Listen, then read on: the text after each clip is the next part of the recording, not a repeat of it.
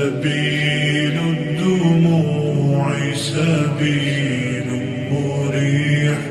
تنهدى يا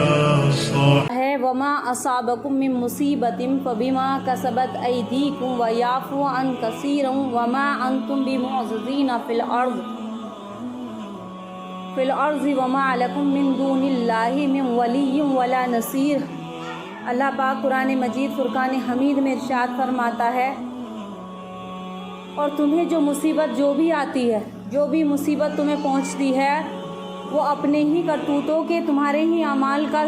اعمال کی سزا سے آتی ہے۔ جو بھی مصیبت جو بھی پریشانی ہم کو پہنچتی ہے وہ ہمارے ہی اعمال کے سبب سے آتی ہے۔ اللہ تمہارے بہت سے گناہوں کو درگزر کر دیتا ہے، تمہارے بہت سے گناہوں کو اللہ تعالیٰ معاف کر دیتا ہے، اور نہ تم اسے زمین میں عاجز کر سکتے ہو۔ اللہ تعالیٰ کو تم زمین میں عاجز نہیں کر سکتے کہ تمہیں سزا نہ دے سکے، اور اللہ کے سوا تمہارا نہ کوئی مددگار ہے، نہ کوئی کارساز ہے، نہ ہی تمہاری کوئی مدد کرنے والا ہے۔ اللہ کے علاوہ نہ تو کوئی ہماری مدد کرنے والا ہے، نہ ہی کوئی ہمارا کارساز ہے۔ یہ قرآن مجید کی آیتیں ہیں جس میں اللہ نے فرمایا کہ جو بھی مصیبتیں پریشانی مومن کو پہنچتی ہے وہ ہمارے اعمال کا سبب ہے۔ ہمارے جو کرتوت ہیں، جو ہمارے اعمال ہمارے ہاتھوں کے ذریعے سے ہوئے ہیں، جو بھی عمل ہم نے کمایا اس کی سزا ہے یہ۔ امیر المومنین حضرت علی رضی اللہ تعالی عنہ نے فرماتے ہیں کہ آؤ میں تمہیں کتاب اللہ کی سب سے افضل ترین آیت میں تمہیں بتا دوں، آؤ تمہیں میں کتاب اللہ کی سب سے افضل ترین آیت سنا دوں، اور ساتھ ہی یہ بھی حدیث سنا دوں کہ پیارے رسول نے مجھ سے کیا فرمایا۔ تو حضرت علی رضی اللہ فرماتے ہیں کہ ایک حدیث ہے جو اللہ کے رسول نے مجھے حکم دے کر کیا فرمایا کہ میں تمہیں بتاؤں اے علی، تجھے جو بیماریاں جو سختیاں، اے علی تجھے جو بیماریاں جو سختیاں اور جو بلائیں آفتیں پریشانیاں جو بھی تمہیں پہنچی ہیں وہ سب تمہارے اعمال کا بدلہ ہے۔ جو بھی بیماریاں پریشانیاں مصیبتیں دکھ رنج و غم جو بھی تمہیں پہنچے ہیں اے علی تمہارے ہی اعمال کے بدلے کی سزا ہے، جو تمہارے اعمال کا بدلہ ہے۔ یہ کون کہہ رہے ہیں؟ پیارے رسول محمد مصطفیٰ صلی اللہ علیہ وسلم فرما رہے ہیں۔ تمام تر مصائب کے نزول کا سبب، جتنی بھی مصیبتیں آتی ہیں ہمارا اپنا ہی وجود ہے، ہمارے اپنے ذریعے سے ہی پریشانی آتی ہے، کیونکہ ہم نے اللہ تعالیٰ کے احکامات کو چھوڑ دیا۔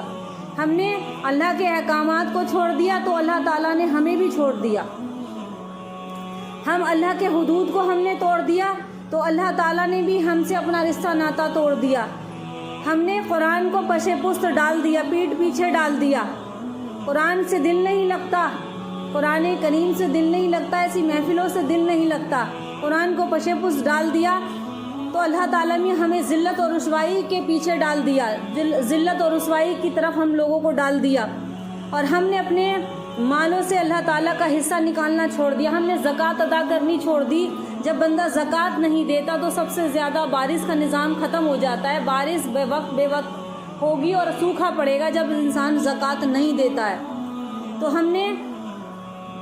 اللہ تعالیٰ کا حصہ یعنی کہ جو زکوٰۃ ہے اس کو نکالنا چھوڑ دیا، یا اللہ نے ہمارے مالوں میں پھر برکت ڈالنی چھوڑ دی۔ جب ہم زکوٰۃ ادا نہیں کریں گے تو اللہ تعالیٰ مال میں برکت نہیں دے گا،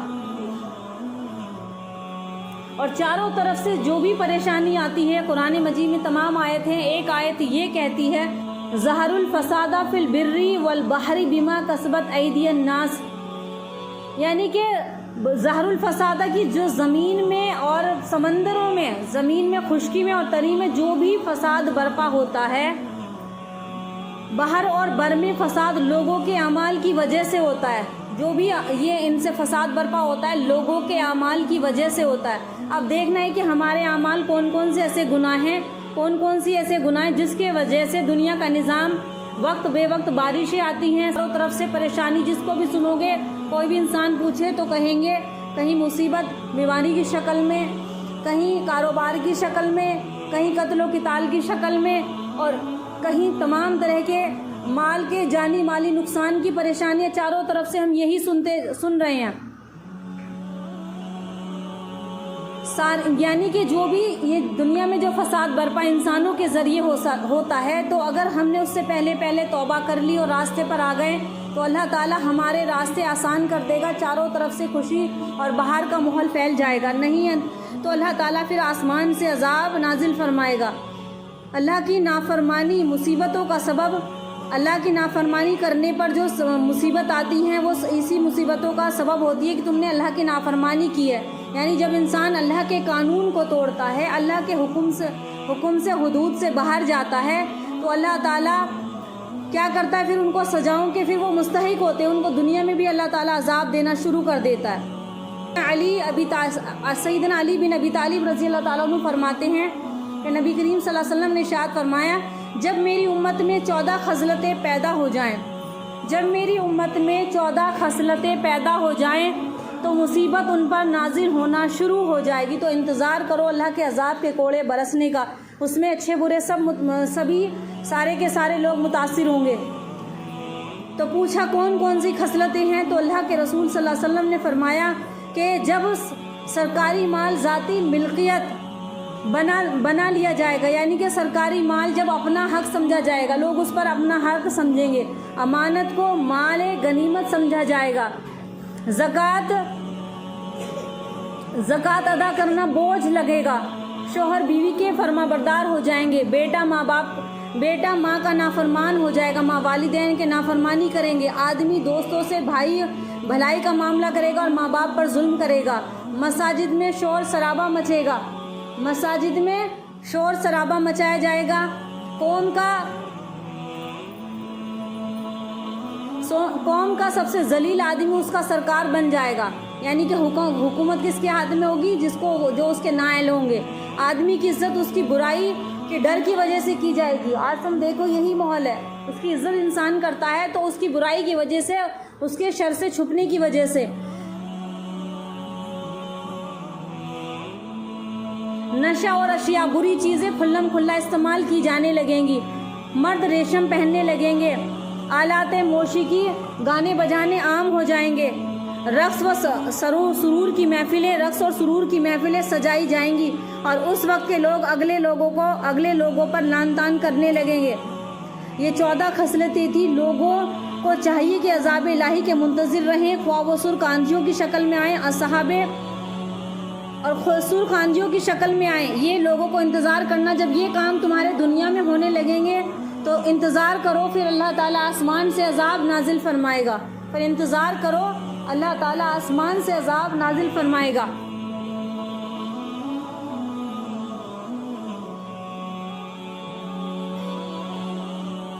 یعنی کہ جب انسان نیکی کا حکم کرنا اور برائی سے روکنا چھوڑ دے، باوجود قدرت ہونے کے، جس انسان کو اللہ نے قدرت دے رکھی ہے کہ تم اس بات کو روک سکتے ہو، باوجود قدرت رکھنے کے، وہ لوگ قدرت رکھنے کے باوجود بھی، صاحب مال، صاحب اسباب ہونے کے، صاحب طاقتور ہونے کے باوجود بھی برائی سے نہ روکے امت کو، تو پھر کیا ہوگا کہ جب برائی کو برائی نہ سمجھا جائے گا تو کیا ہوگا؟ پھر فساد پھیلیں گے۔ تو پھر انتظار کرو، اللہ کے رسول نے فرمایا تھا کہ جب تم لوگ نیکی کا حکم کرنا اور برائی سے روکنا چھوڑ دو گے تو آسمان سے عذاب نازل ہوں گے، آسمان سے عذاب اتریں گے، چاہے وہ بارش کی شکل میں ہو۔ کبھی بارش کا عذاب کس طریقے سے بارش ہوئی، لوگ پناہ مانگنے لگے، اللہ ہمیں معاف فرما، جن کو عقل تھی، شعور تھا، توبہ کی، گھروں میں پانی کتنے فٹ چلے گئے، کتنے لوگ بستیاں چھوڑ کے چلے گئے۔ جب وہ پانی آنے لگا گھروں میں، گاؤں میں، شہروں میں بھی بارش خوب ہوئی، گاؤں بستیوں میں بھی ہوئی، تو ان کے ساتھ میں سمندری جانور یعنی کہ مگرمچھ، سانپ جیسی چیزیں اس کے اندر دکھائی دینے لگی۔ یہ بھی اللہ تعالیٰ کی طرف سے ایک امتحان تھا۔ دیکھو کس طریقے سے، یعنی گناہوں کے سبب سے جب پانی خشک ہو گیا تو کہیں کہیں تمام طرح کی بیماریاں پھیل گئی، اور اب آس پاس میں سن رہے ہوں گے شیر اور چیتوں کے عذاب ہی ہیں، یہ چاروں طرف سے شیر اور چیتوں کی بات سنی جا رہی ہے کہ انسانوں پر جب انسان نافرمانی کرتے ہیں نا تو کسی نہ کسی کی شکل میں اللہ تعالیٰ مصیبتوں کو ان کے اوپر ڈال دیتا ہے۔ تو اس سے پہلے وقت ہے کہ اللہ کی طرف آ جاؤ اور صحیح چلو۔ صحیح، آج انسان صحیح نہیں چلنا چاہتے۔ جو انسان اگر کسی کو نصیحت کر دے تو سب سے بڑا تو اس کا دشمن وہی ہے۔ اگر اس کے مطلب کی بات کرو، کاروبار کی بات کرو، پیسے کی بات کرو، لین دین کی بات کرو، مال کہاں سے آئے گا اس کی بات کرو، جو کام وہ کر رہا ہے غلط کر رہا ہے تو اس کو اگر ہم کہیں گے نہیں بھائی صحیح ہے، ٹھیک ہے، تو وہ خوش ہوگا، چاہے اپنا رشتےدار ہو چاہے کوئی اپنا بھی ہو۔ اگر اس کے کام کو یہ کہہ دیا کہ نہیں صحیح نہیں ہے بھائی، غلط ہے یہ کام، قرآن اور حدیث میں اس کام کی ممانعت ہے، تو سوچو پھر وہ تمہارے ساتھ کیا سلوک کرے گا، وہ تم سے بات کرنا چھوڑ دے گا۔ وہ تعلقات ختم کر دیں گے کہ ہمارے کام کو غلط کہتے ہیں. تو ہر گھر میں چاہے چھوٹا ہو یا بڑے طبقے کا ہو یا چھوٹے طبقے کا ہو، اس طرح کا ماحول بن چکا ہے. بیٹیاں ماؤں کی نافرمان ہو چکی ہیں، بیٹے بھی والدین کے نافرمان ہیں، ساتھ ساتھ بیٹیاں بھی نافرمانی پر اتری ہوئی ہیں. تو جو کاٹو جو بوگے وہی